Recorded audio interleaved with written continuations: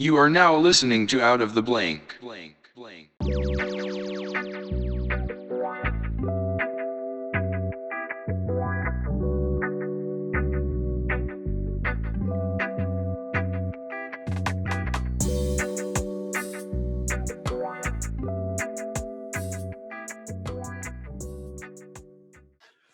Welcome to another episode of Out of the Blank podcast. Now, you said your name was Samantha, so it's Nicole. Yeah, my name's Nicole. So, Nicole, tell me a little bit about yourself and what do you do professionally? All right. I'm 25 years old. I'm from Vacaville, California. And my profession is I work in the dental field. I'm a registered dental assistant and a full-time student. Oh, okay. So, how did you decide to dive into dealing with people's teeth? Because ever since I was a kid, like the worst thing you could possibly do is have your hands around my mouth because I would bite your fingers. Well, don't ever come into my dental office, first off. But it all just started when I was trying to, I was 18, graduated from high school, and they always say, well, figure out what you're good at, and then that's what you should do for a living, right? And I could not think of one thing I was good at. So then the next step would be, okay, well then what do you like to do? I like to talk and I like to meet new people. And for whatever reason, dental assisting popped in my head and it just worked out really well for me. I've been doing it for 6 years. So you like making people smile as where you get to see the pearly whites. So you thought, is that a good job for just, dealing with, obviously with people's teeth, but just conversation? Because it feels like that's the most awkward conversation you possibly have. You're sitting there with your fingers inside of their mouth, like, where are you going on vacation? They're like, I'm going to move. Yeah. Yeah. It is and it isn't. It's nice because you get to meet so many new people and you get to build a really good bond with them, which is what I like. I love when I have patients that come in like you that don't like going to the dentist and it's scary. And it's scary to go to the dentist. It can be, especially if you've been gone a long time. And part of my job, or a really important part of my job, is to make people feel comfortable and to have them walk out and tell me thank you that I was able to ease a little bit of their stress and anxiety. That means the world to me. I have not been to a dental office since I was like 12 years old. Well, I recommend you go. I have my wisdom teeth coming in, I think it was like last year, but it goes like, it's like one day of severe like swelling and pain and then they just go away. And my mom's like, maybe you'll keep them. And I'm like, I'm really hoping, because like she kept them. My brother had to get them taken out. And I'm sitting there like, my mouth is so janked up. And I'm like, I don't like it. That's just from being a kid and just being stupid, like getting Yeah. teeth knocked out. When I was a little kid, this is a dumb story on my part, but I remember I was so proud of it. I got out of class because I had a loose tooth. So I waited till I got to school. Once I got to school, I literally was like, I got a quick thing to get me out of class. And like everyone's like, what? And immediately pulled the tooth out and was like, I gotta go, like nurse, and then got sent home. That's perfect. Wonderful idea, actually. Not uncommon. I think it's just a lot of people get scared when they look at the dentist because usually it comes into like people like for my dad, when he got his wisdom teeth taken out, he went without any of the like the anesthetics, whatever, the stuff to knock you out. Oh, yeah. So So he just he like when I was a kid, he never went into the dentist with me. He would drop me off on the front and my mom would either come in with me or have to meet me there. I'd have to wait or something because he has this vision or this kind of remembrance of his dad, or not his dad, his doctor sticking his knee on his chest and just ripping the teeth out of his head. And I was like, why didn't you just go for the medicine? He was like, because I had to work that day. And what he did was do glass work up with skyscrapers. yeah. So it was like, it was difficult because you can't be on drugs when you're doing those types of things.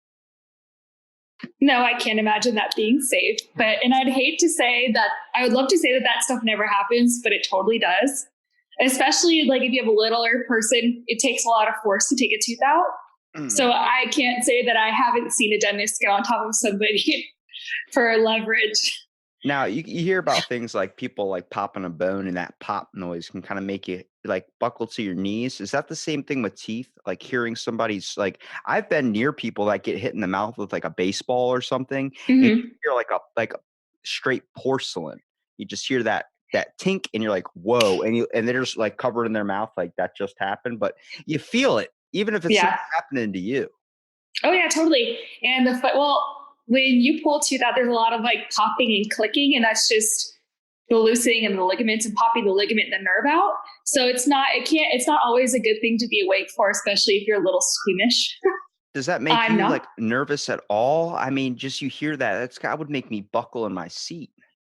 Well, when you've been doing it for 6 years, it's not one of those things that really bother you anymore. But I remember the very first time I watched a tooth get taken out, I had lunch right afterwards and I got the sandwich and I just sat there and I just stared at it and I couldn't eat. But now it's like I could pull out 6 teeth and go straight and have a Big Mac. It doesn't matter anymore. It's just common now. You get used to it. What are some of the things like you've kind of like stories you've kind of developed through just doing this job? I mean, any like good tooth stories? We know about the tooth fairy, okay? Apparently, it works with Santa Claus delivering presents. But what stories have you kind of come across? So, one, I am the tooth fairy is what I told my niece when I started my profession because she was 4. And how else do you explain that what you do for a living? So I told her I'm the tooth fairy. So she still thinks I'm the tooth fairy till this day. Keep it going. So she's listening. I'm the tooth fairy. Don't worry. But my favorite story, I would say, would be one of my patients. He had all of his teeth taken out, and we did implants. Went all in 4 with a. We did all in 4 implants with a partial, and he was pretty well off. He works in the weed business, so he makes good money. And his only request was one single ruby on his canine. A ruby. And that was his only demand. And it cost a ridiculous amount of money to get it done. And it pops out all the time. And he just pays for another ruby and has it pop back in. Out of all the options you could have chose for, you could have went with like gold, silver, emerald. I mean, if you wanted to throw in the occasional sapphire, but he's like, I was born in July. I'm going to go ruby. That's my birthstone. Mm-hmm. I have absolutely no idea why. And he was like, this 50-year-old guy. He always came in with like a new, like 20-year-old hot chick. He's a funny man. Do you find that like, have you ever had one maybe that was like a really bad experience that you've had? I had a traumatic experience for myself. Yeah. I had a patient. He was maybe like 4, and I just started working in the field. And I sit him down. He looks at me. He goes, "I want to see my next birthday." So I said, "Oh, yeah, okay. What's your birthday?" It's like 4 months. I'm like, "Well, that's exciting." And I, take his X-rays. I lay him back in the chair, and he jumps up and screams that I'm going to kill him, and that he doesn't want to die. And he jumps out of the chair and starts running around the dental office, in and out of other patients' rooms, screaming, "I don't want to die. Don't kill me." Oh my God. Wait, he literally said, "I want to live to see my next birthday." Yep. Well, apparently his older brother had told him some horror stories. So he came in there thinking that we were going to kill him. Aren't older siblings the best? Oh my knows so much stuff my brother told me I had to find out later in life, was just a load of horseshit. I thought quicksand was actually a more important issue in life than what it actually is. And I still haven't experienced it. My sister did the same thing to me. So every time there was ever sand, I'm like, is this quicksand sand or is this okay sand? I'm telling you, it's funny because that's got to be scary, because then you have a bunch of people in the dental office thinking that you're trying to actually kill a kid. Well, he's running in and out of patients' rooms, and these people are looking at me like I'm crazy, and I'm running after this kid thinking, why am I doing this? Why I don't get paid enough for this? Why is it that every dental office has a waterfall in there? It's supposed to be calming. It doesn't work, right? No, it doesn't. It actually makes me more anxious because I'm hearing trickling of water. I keep wanting to get up and go to the bathroom. I'm like, oh man, this isn't fun at all. No, it's not fun anymore. But it's supposed to be calming, and that's why they typically have them. Now, do they set that up so, like you said, it's supposed to be calming? Do they have anything else they add into the lobby to kind of ease you into going into the dental office? Because every time I go in there, it's pretty relatively clean, at least what I remember from the ages of like 12 and down. Yeah, well, common things to find in the waiting room of the dental office is going to be waterfalls and fish tanks. Because those are supposed to be 2 really calming things, and it's good to have something to help you out.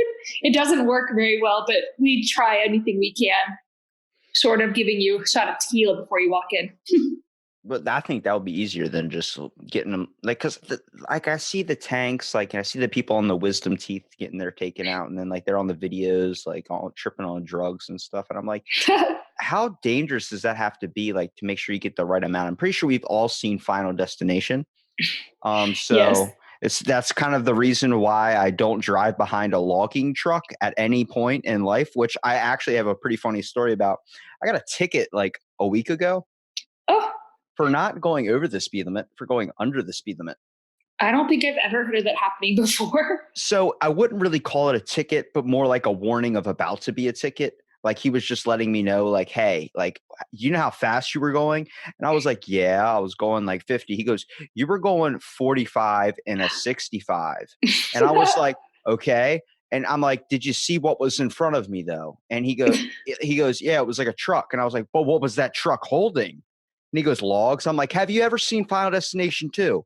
And he goes, I get it. Okay. Okay. And literally walked away. I mean, he was the nice, I guess he got the humor in it, but it was seriously like, that's a serious thing for me. I'm like, more than 100 yards. No. More than 5 car lengths. I'm backing up.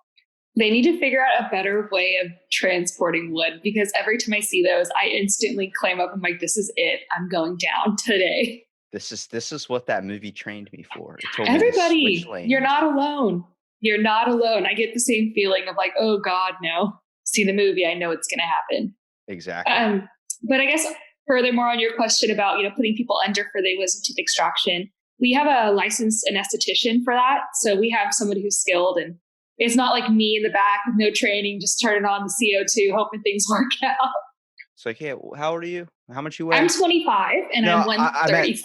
I meant that you didn't have to answer that. I was like, if you're the doctor asking the patient. So it's like, hey, how tall are you? Okay. How much you weigh? All right. Yeah.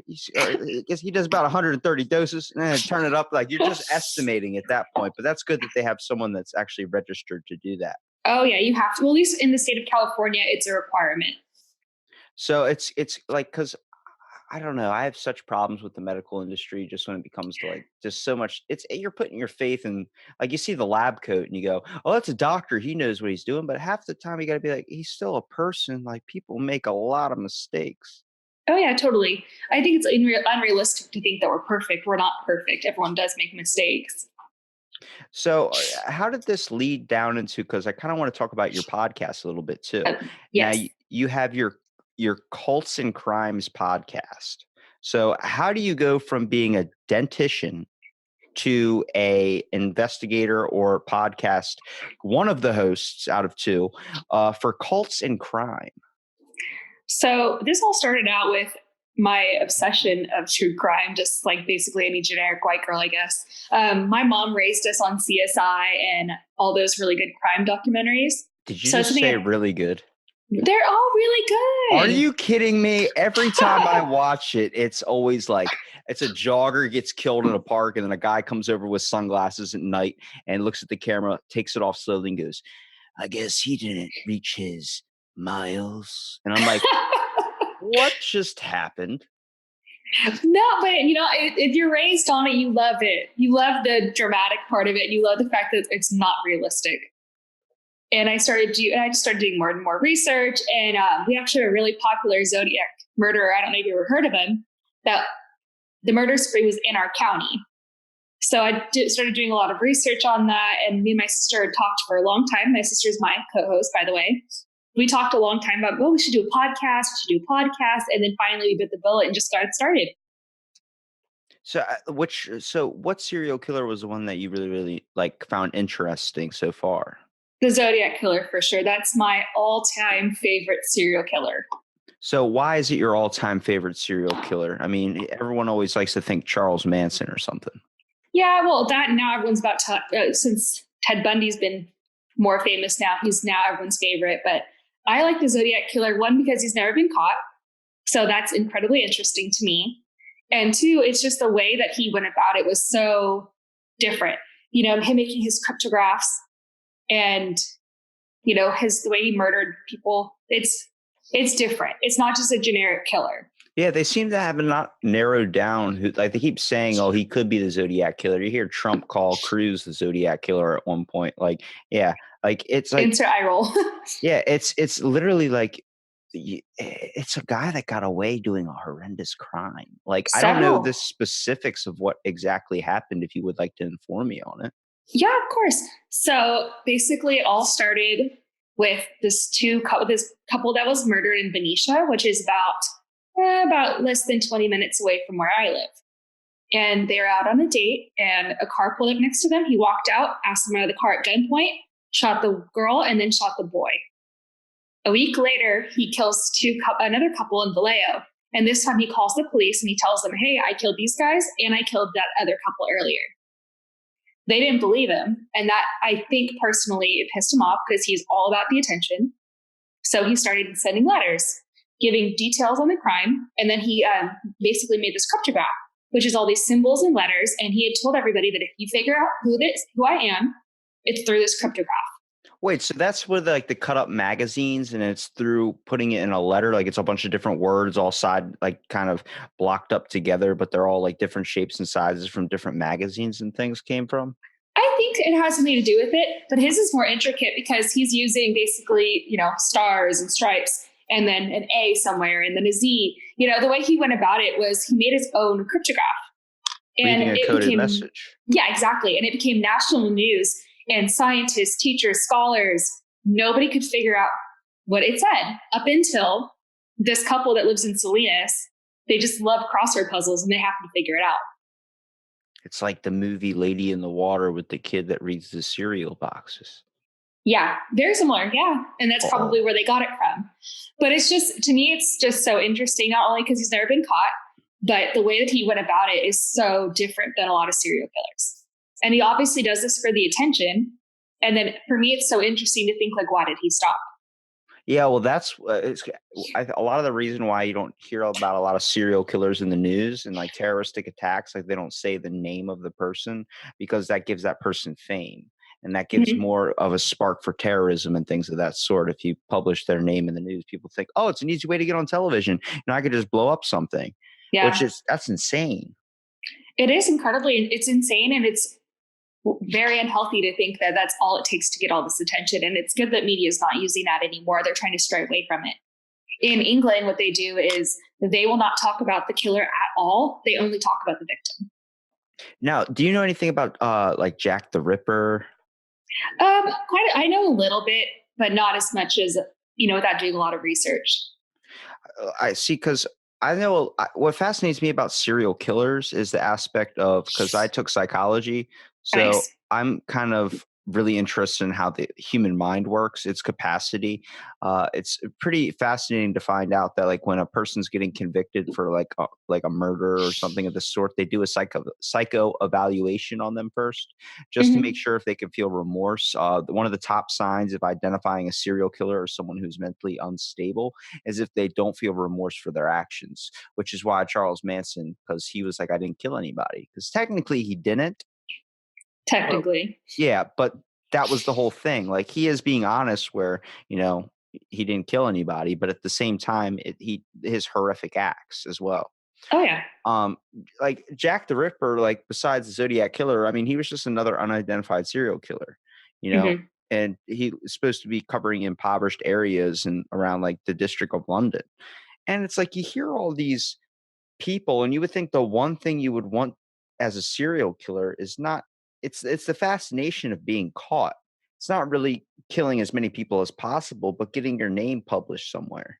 Well, the thing we're finding out now is that a lot of serial killers, because they want to be so famous, when they do get caught, they start saying that they killed more people than they actually did. And they do that for notoriety. Like if you look at, so this new case that just came out with Samuel Little, I don't know if you've heard of him. I've never heard of him. Educate me some more. Seth Little just the FBI has been able to link him to over 70 victims, making him one of the most prolific serial killers in America to date. And he's claimed to kill over 90. And the way that he's been identifying, he's actually been drawing pictures of his victims because he doesn't know their names. And he got away with this for so long was because he traveled from state to state killing, and because he went after either drug addicts or prostitutes. You got to do a podcast. That's one of the most common things too, as a prostitute. Because they don't care. Yeah, and they're so willing to go with you anyway. Exactly. They are always willing to go with you. They're going to put themselves in danger for the money. And to make things worse, cops don't care as much. because they go missing all the time. Makes them easy targets. It sucks because actually there's a study done with little kids. You don't want to get the little kid that's very open. I'm not giving any advice for people to go pick up a kid in a van or anything, but the ones that are energetic on the playground, being very talkative and open, are not the ones. They did a study that not serial killers, but like rapists and all these things aim for. They aim for the secluded one, the one that seems like he's hurt or more of an introvert, because he's one that nobody's going to be looking for that much, instead of the popular kid on the playground. Well, my sister, she does the cults, and she's a psychology major, and she goes into a lot of detail about those kind of things and what drives a serial killer to be a serial killer, what drives a cult leader to be a cult leader. And a lot of it is finding what somebody wants and being able to give it to them. Being lonely, finding, and you're a friend. And it's easier to take somebody that needs something instead of somebody that's fulfilled, because they don't want to leave their house. They don't want to leave their parent. They love their parents.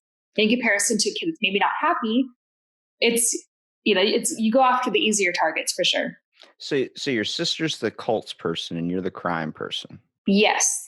That's actually pretty funny because I'm all into like fake cults and stuff. I did a bunch of podcasts on them too. So that'd be a good conversation on that one.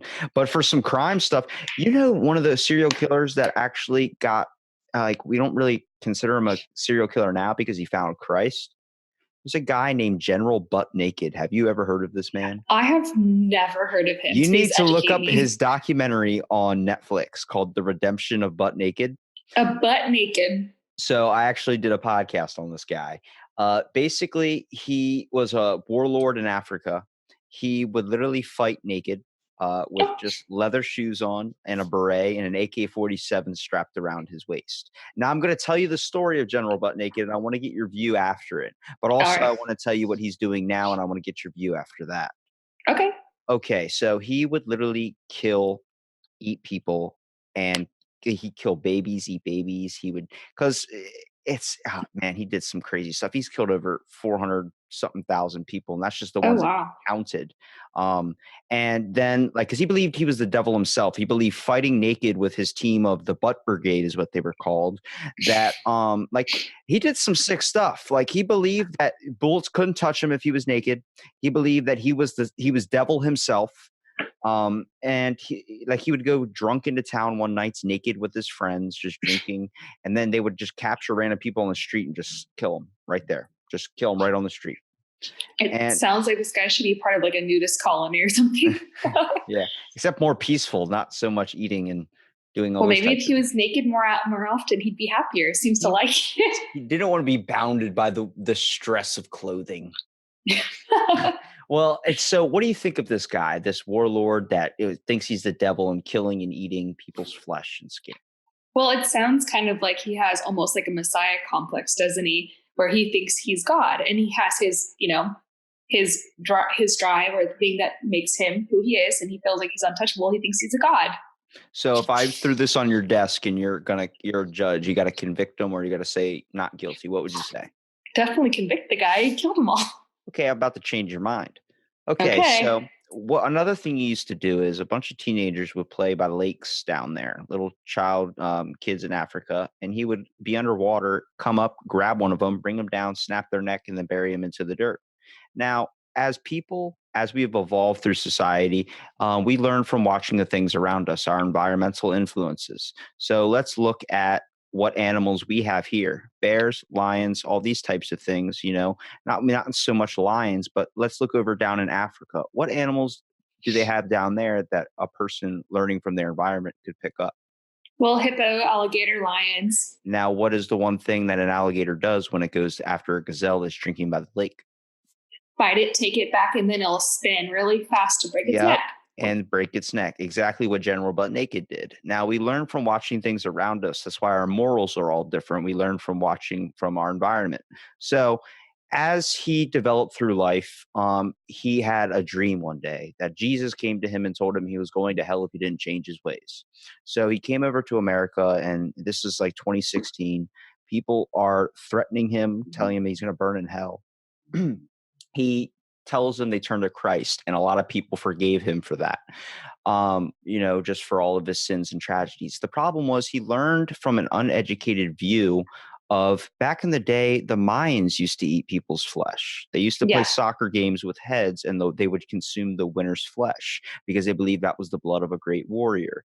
Now, that's what he did. He would consume the flesh of his enemies because he wanted to gain their knowledge and power. An uneducated view for a society that's still kind of developing. We are very advanced compared to Africa, so our morals are different.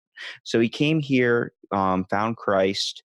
Then tells people like his trial is still technically going on. He hasn't been convicted of anything, but they've seen the drastic change of what he's become now, where he's going into Africa. Every single penny he makes millions of dollars, goes into breaking up these child war camps, these people that are only 6 or 7 years old, picking up AK-47s and throwing it down and telling them there's a better way, helping build homes and establish a better economy for these people. Now I tell you that, what do you think? Well, it's amazing that he's changed his path and he's doing better things, but it doesn't take back what he's already done. And you have to be held accountable for your actions. Even if you change, even if you're a better person now, you still did bad things. You deserve to get some kind of punishment for that, right? Exactly. And he agrees. He says it literally the same exact way. He says every day he suffers because he wakes up seeing the faces of people that he's killed, and he understands the heart and guilt of the loved ones.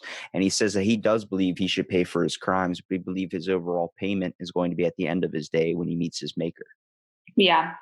So hearing that a little bit, it kind of lightens up the story of the things that he's done, and seeing how much he's doing now and still doing now, building homes in Africa and changing that whole system down there back from before.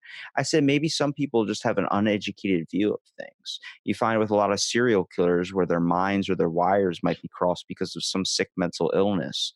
I try and throw that in there as much as possible when I see, because that's what scares me, honestly, is not horror films, not all the jump scares I see nowadays, but the fact that there is literally mental health issues in people that are psychotic killers. I'm pretty sure you probably saw the movie The Visit, right? Mm-hmm. Yes, I have. Now with those grandparents that are fucking crazy as shit, I saw Mm-hmm. that. That's when I got scared, when I was like, oh my God, this is a legit thing. Sundowning, all these things are very actually scary. And before that, they were my family was just scared of the jump scare stuff. I'm like, no. They got a mental health issue. And first of all, that's not their fucking grandparents. Yeah.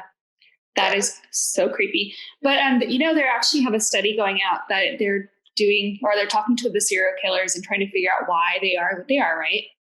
And they're finding out that a lot of them have had brain trauma at a young age or had a brain tumor. Yeah, that's they had a podcast, Joe Rogan. Roseanne Barr got into a car accident and completely switched her personality after the car accident. Sam Kinison, there's a book called My Brother Sam, written by his brother Bill. Sam Kinison, I don't know if you know who that is. He's kind of a outlandish comedian. Has if you look up any of his stuff on Netflix, it's just him drinking, bloated in a trench coat, literally screaming "We're gonna drink, we're gonna drive, we're gonna do it all night," that whole type. So he became that way after he was in a car accident. His brother writes about in a book that his getting hit by that and having that traumatic brain incident literally changed his whole personality. Yeah. And we talk about how sensitive the mind is, which is why I got fascinated into it, was that the fact that any slight bump or anything that could happen could actually cross your wires. Oh yeah. Well, the brain is such a sensitive place, and it doesn't take a lot for you to change things. There's cases of guys that go in for brain surgery and they come out speaking French. Yeah, it's called foreign accent syndrome. Yes, it is. Now it's crazy to think that we're trying to explore space. We're trying to uncover, the next iPhone 20. Why don't we try and research the thing closest to us, the one that's inside of us that we still barely understand? The fact that now they can do successful brain transplant surgeries now. First one happened in China, and now it's coming over to America now, just like we saw the rise of stem cells. That's scary shit, because it's the mind is so sensitive. When I think of the spirit, I don't think of it in the chest. I think of it in our brain, because a doctor can take anything out of your chest and it's still you. But if you try and mess with the brain, you change that whole person's personality. Oh yeah. Well, you can be a different person, and that's scary.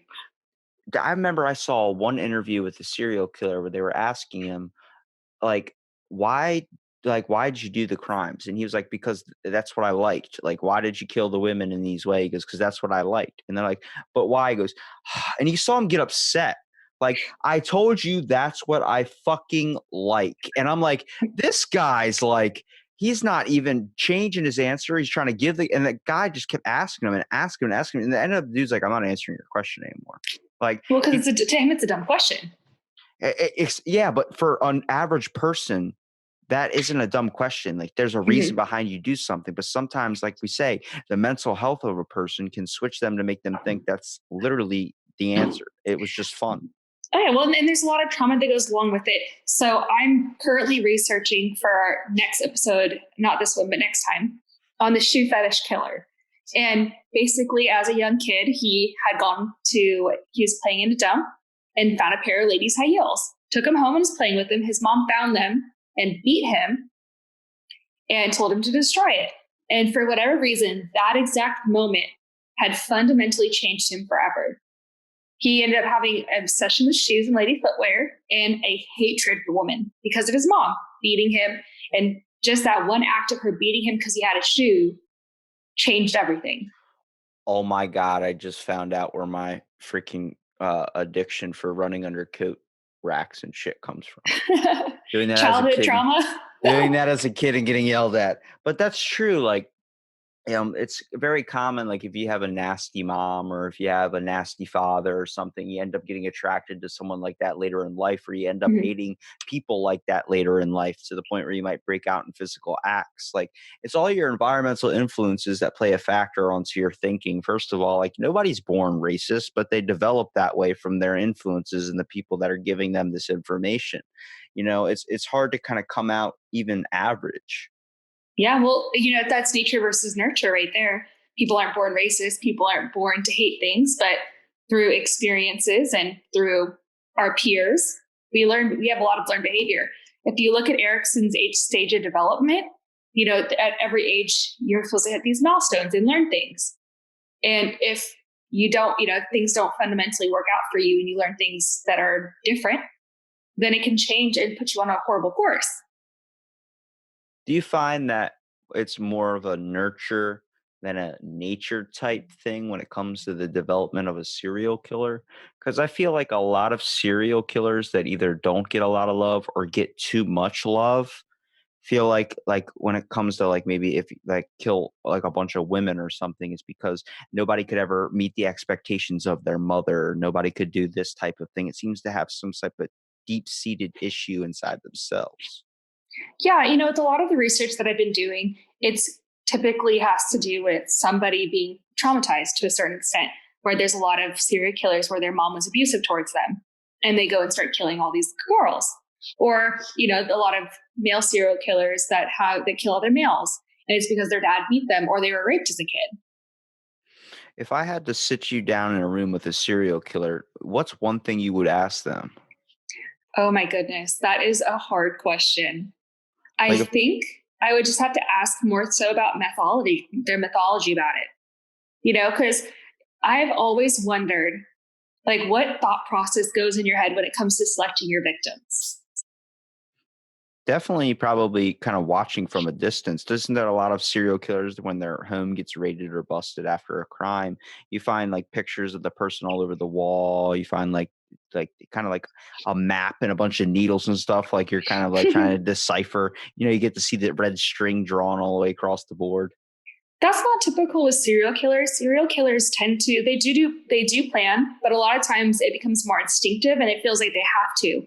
So earlier on, it might be more planned out, more methodical, but as the time goes on and their desperation grows, they start getting sloppier and they start just pulling people off the street. Like the shoe fetish killer himself, one of his very last victims, she just had a flat tire on the side of the road. He picked her up. And it was specifically just because she's a woman. He was probably thinking he could have snuck one in. Yeah, he thought it was easy. His very first proven murder, she was trying to sell encyclopedias and he pulled her into his garage and he killed her. Man. And for him, it was just he finally had his opportunity. Now, what's the difference between a serial killer or a mass murderer and someone that fights in a war? Well, Well, serial killers tend to have mythology about it, and they tend to, it's an urge and a need versus a mass murder, which will basically take somebody all out at once. If you look at like school shootings, that's a mass murder versus a serial killer where they're slowly picking off one person one by one. And it's not because they're upset or sad. It's because they want to for sometimes sexual gratification and sometimes just to feel anything. It's fascinating because like I know a little bit about from talking to someone that actually does a crime podcast. They talked about Jeffrey Dahmer, and it's really crazy to see the interesting like works behind like because everything seems like a very like even though it seems like wow they got caught I can't believe it, but their plan behind it a lot of times is like pretty structured, at least on how they're going to do it. They develop like a routine. I hate to say, but like kind of the process of it. Like I got to do this first. I got to make sure I can isolate them from a group. I can make sure I can get them. It's really really strange.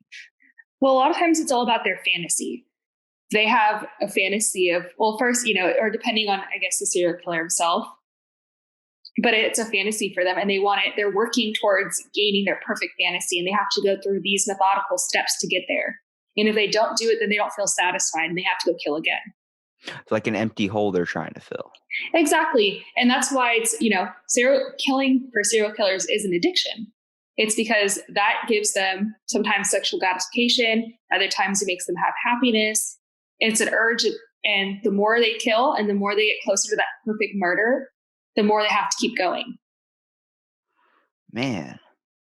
I know about war heroes and these types of things like considered like there's a sniper that has like 149 confirmed kills. Like are we talking about the movie The American Sniper? That guy? I'm not no. I'm talking about the guy that he doesn't even have that many kills, I don't think. A lot of them like unconfirmed, but there's a legit guy and the only reason we don't know about him is because he's part of China's history. We tend to only know about the American side of history. There's actually a lot of amazing other ones out there, but called the White Death. So there's this guy, I forgot what his name. I think his name is Hiro. I can't forget his Unada or something. And he was known as the White Death. He would dress in all white down to where like you could only see like a dot, which was what the hole he was seeing out of. And he has literally the most confirmed kills just with a rifle. Really? And it's like his whole thing, like there's pictures of him smiling, like this is awesome. And it wasn't he was a serial killer. It was that he was doing it in the mindset of it was fighting for his country. Yeah. I'm like, how many times, like technically what he could be considered would be a serial killer thing because he was just killing over and over and over again a massive amount of people, not at the same time, but a large numbers of confirmed deaths that he has. And he was getting enjoyment out of it. Yeah.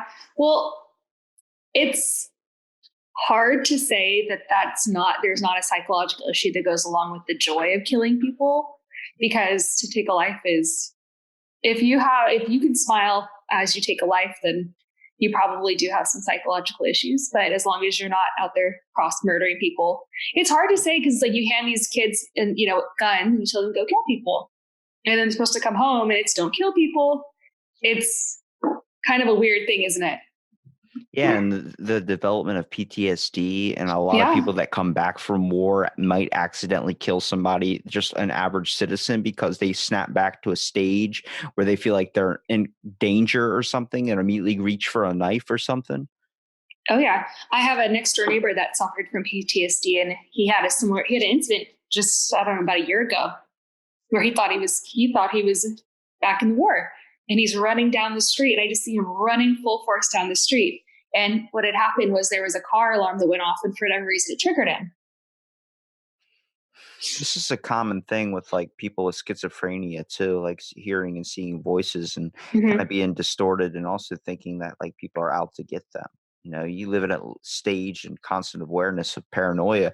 Like I had my buddy's mom suffered from schizophrenia, and it was difficult because she would lock herself in her room sometimes and like have a gun. Like she had access to a gun, and sadly she ended up taking her life one day. And it was crazy because the what she would scream and hear, and she was the nicest woman ever, and it was like she believed that there were like people at the door coming to kill her, that everyone was out there like trying to like slowly like murder her and stuff. And it was like, what, like you would see so many different sides of her. And then like this just incident happened. It was so traumatic. It was like, because they own two Newfoundlands. So they're if you know anything about Newfoundland, they're giant dogs. Oh, okay. And I mean massive. Like this thing was like probably from paw to paw standing up was like 6'5" easy. I Oh, mean, wow. yeah, he was way taller than me, but 165 pounds, and he was only under 2 Oof, years old. So, and Jesus. yeah, so they're practically what they call bears. And she would believe that there were literally legit bears outside of her room and Oh. would point a gun at the door. And it was like you couldn't calm her down. You just had to wait for it to pass. And it was like that's where you can kind of rationalize if you've ever had a family member, if you ever had someone around you that suffered from PTSD, a mental illness, and you decide to hop into a psychology degree or even go down analyzing serial killers, you still try and correlate like the relatable aspect of maybe this mental insanity inside of them. Hmm. I think that's very Well, hard for a lot of people that don't experience something like that to really grasp. oh yeah. Well, unless you see it, it's, seeing is believing. Mm. And it's it's just so sad because it's such you're not supposed to talk about it, mental illness. You're not supposed to talk about things you're going through. Yeah, and So, we're just rationalized with things like, you know, a bunch. I see a 12-year-old kid now talking about anxiety, and it's like oh my gosh, yeah. they explain that to an adult or a grandfather or something, and they just look at him like, "You don't know a thing about anxiety." We didn't Hmm. have all this stuff back in the day. I'm like, you didn't have a phone in your pocket that where someone could cyberbully you, write your name on a million different pages, calling you something, and bringing home that every single day into the back of your head. Yeah, well, they have the generation that you get picked on at school, you go home and you have at least a break, where now you don't have a break. It's 24/7. If people are picking on you, they can pick on you anytime and any place. Plus, when you got your ass kicked in a fight back in the day, that was it. It lasted like a week through school. Now it gets put on like 8 different phones, and next thing you know, it gets sent around everywhere. Then it gets posted Hmm. up on like Instagram and tagged into like World Star Hip Hop. It's like that never goes away.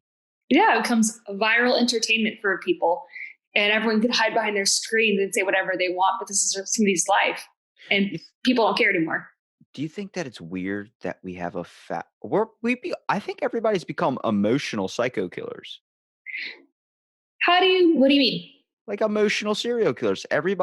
We're killing people's emotion and drive and like wantingness to go explore the world and do something stupid rather than kind of, you know, feeding, I don't know, helping them out in a way. Maybe not like kind of murdering your passion a little bit. You see constantly now it's like the society's norm is to be the gym that works 9 to 5. Oh We've yeah, killed the emotional drive in people to go out and get anything just from hatred with towards like, oh, that's what you want to do? That's stupid. You're not going to make it. That's an emotional serial killer right there. totally. Well, I think this generation in particular is more so a me generation, where we're all very concerned with our own happiness and our self care, which is important. But then what about if somebody else? What about the person that you're stomping on to get there? And Yeah. that's what's upsetting to me. And like you said, emotional serial killer, where you have, let's say, a girl, and she's, for her self care, she's not texting this guy back. And for her self care, she's gonna have him take her out to dinner.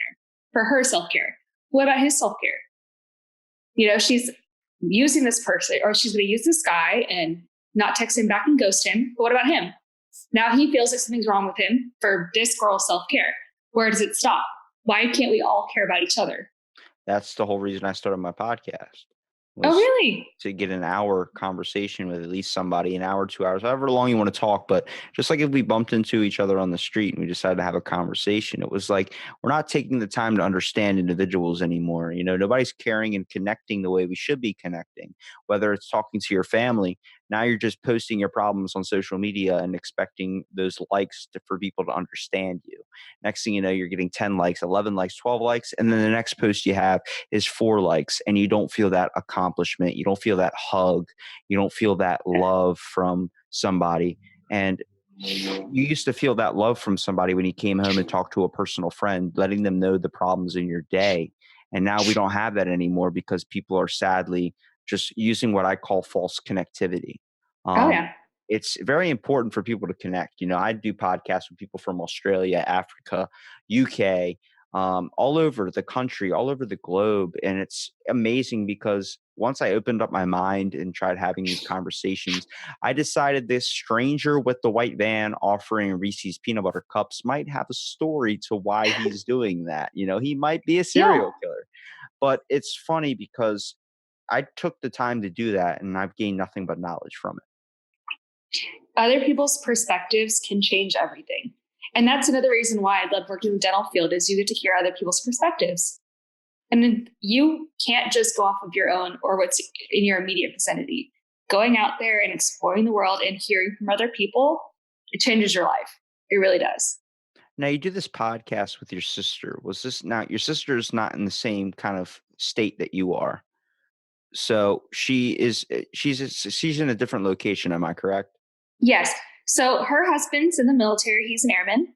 And they were stationed they met here in California.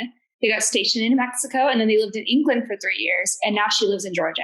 So this was a way, kind of the podcast of kind of connecting you guys really together still, having that hangout time. Well, totally. She's my twin sister. So, like, I always say she is my best friend.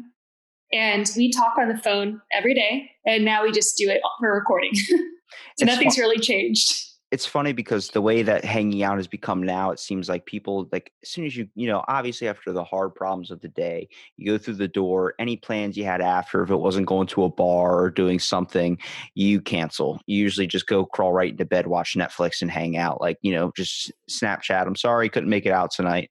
And it's because you're getting so drained. But I found that a lot of podcasts now are starting because it's a bunch of friends kind of giving themselves a required thing to put out there, just so they're like, oh, people rely on us. We have that one listener, or however many listeners they do have, it doesn't matter. But that one listener is all they need because that's a drive for getting all of them together in a room to be able to talk and create a helpful environment, because a lot of people are now disconnecting themselves, relying in like a cell phone or Xbox or, any type of connection over the phone or something like that, just because they don't want to go experience with that person anymore.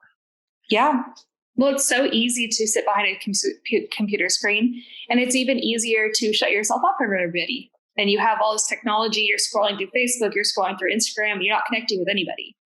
And it's so easy to do that. And especially with my sister being far away, it would be so easy for us to lose connection. But through podcasting, it did give us one more reason to talk to each other every day. Exactly. And do you find that this type of thing, this fake connectivity, the amount of emotional and mental health you're seeing kind of degrade happening more and more now, do you find that it's going to increase the likelihood of more serial killers or create a more of an emotional awareness of people's problems? Well, I think now more than ever, we have a lot more, we're in the generation where we want to work on ourselves. And we are getting more and more comfortable with the idea of seeing a therapist and telling people about it. And I think it's really important for people that have mental issues to know that they're not alone and there's people that are going through the same thing that they're going through. Because a lot of times these people feel alone, not necessarily saying serial killers, but in general, people that are suffering depression or anxiety, they feel like they're alone and nobody could possibly understand what they're going through. And with technology, the good thing is it's very easy for you to connect with someone who feels the exact way you feel. Do you find that more connectivity is a good thing, or do you find it's more kind of scary with just the routes of serial killers and these types of things out there? Because people are known to be a little faulty at times, especially now with mental health being such an issue. It's really hard to tell if someone might be, that person that your parents always warned you about. Yeah, totally. Well, social media, internet, it's easier because you're right in someone's bedroom. It's a lot easier to connect and even easier to connect with the wrong person. So I would say, I guess, as technology is going up, the list of serial killers and the accessibility of them to get to you is so much higher and easier to do. It scares me a little bit just on where we're kind of going as a society. I do have a little bit of fear in it, only on the aspect of I know we're being more kind of aware of the emotional and stress that's going on, but I know so much about what happens with stress in the human brain and the emotional and physical effects that it has onto it. It just scares me to think that like the possibility of people experiencing and doing more dangerous and stupid stuff could actually increase just with all the impact. And now you see like hurting yourself. Like everyone laughs when someone else gets hurt. Like that's a weird thing we all do. You know what I mean? That is a weird thing we all do. Whole thing about America's Funniest Home Videos. Who doesn't like watching a dad get hit in with a baseball? From the sun in the nuts. Nobody does. Everyone loves that. It's a classic. But it's a classic. But why is it a classic? Why is it a classic? Why is it funny to watch somebody else be in pain? I have no idea.